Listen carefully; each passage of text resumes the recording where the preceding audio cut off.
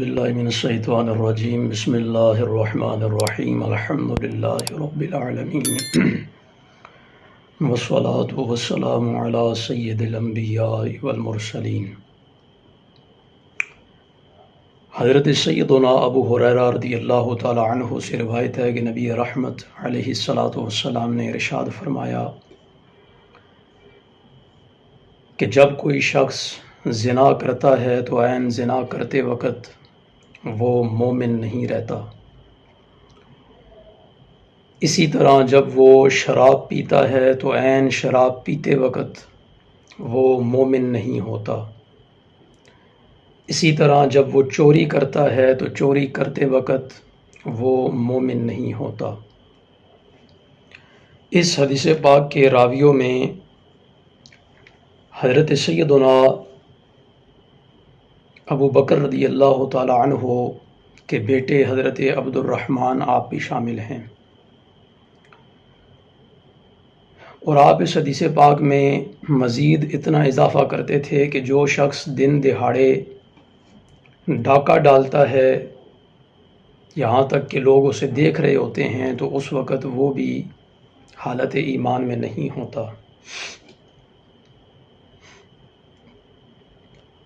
چار باتیں اس حدیث پاک میں ذکر ہیں: زنا کرنا، شراب پینا، چوری کرنا اور ڈکیتی کرنا۔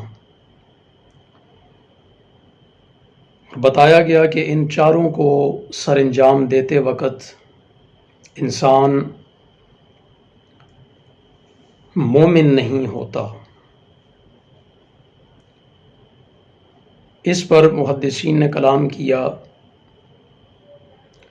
کہ جب وہ ان گناہوں کا ارتکاب کر رہا ہوتا ہے تو ایمان اس کے اندر سے نکل جاتا ہے،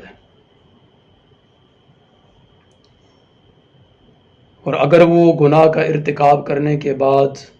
اللہ رب العزت کی توفیق سے توبہ کر لے تو ایمان واپس لوٹ آتا ہے۔ اور محدثین نے، علماء مفسرین نے یہ بھی لکھا کہ یہ کبیرہ گناہ ہیں، اور ان گناہوں کے ارتکاب سے انسان کافر نہیں ہوتا بلکہ شدید ایمانی کمزوری کی حالت میں چلا جاتا ہے، اور اگر وہ ان گناہوں کے ارتکاب کے دوران ہی فوت ہو جائے تو اس کا ایمان شدید خطرے میں ہے، اور اگر وہ توبہ نہیں کرتا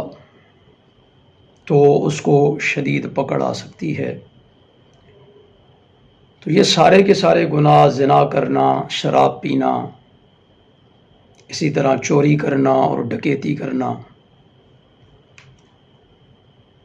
ہمارے اس معاشرے میں بڑی تیزی کے ساتھ یہ گناہ عام ہوتے جا رہے ہیں۔ اللہ رب العزت ہمیں ان تمام تر گناہوں سے محفوظ و معمور فرمائے، اور ان لوگوں کو جو ان گناہوں کے اندر مبتلا ہیں غور و فکر کرنے کی اللہ توفیق عطا فرمائے کہ وہ ان گناہوں کو چھوڑیں اور اپنے ایمان کو بہتر حالت میں کریں، اپنے ایمان کو خالص کریں، اپنے ایمان کو مضبوط کریں، اور اللہ رب العزت کے عذاب سے ڈریں۔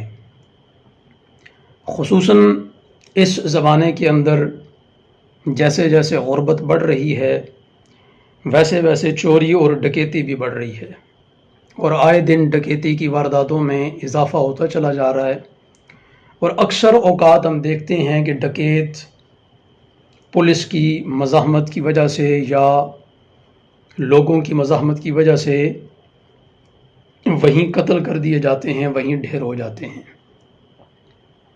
تو ایسے لوگوں کا ایمان شدید خطرے میں ہے، تو اللہ رب العزت ہمیں اپنی آخرت کی فکر کرنے کی توفیق عطا فرمائے۔ جتنے لوگ ان گناہوں کے اندر مبتلا ہیں اللہ رب العزت انہیں ہدایت کی توفیق عطا فرمائے، اللہ رب العزت انہیں سچی اور سچی توبہ کرنے کی توفیق عطا فرمائے۔ یہ تمام تر گناہ جتنے بھی ہیں یہ انسان کی ذات نہیں بلکہ پورے معاشرے کو نقصان پہنچاتے ہیں۔ معاشرتی طور پر یہ تمام تر گناہ جو ہیں یہ بہت سی برائیوں کو جنم دیتے ہیں، بہت سا نقصان پورے معاشرے کو ہوتا ہے۔ اللہ رب العزت ہمارے جتنے بھی مسلمان ان گناہوں کے اندر مبتلا ہیں ان کو سچی اور سچی خالص پکی توبہ کرنے کی اللہ توفیق عطا فرمائے۔ وآخر دعوانا ان الحمد للہ رب العالمین۔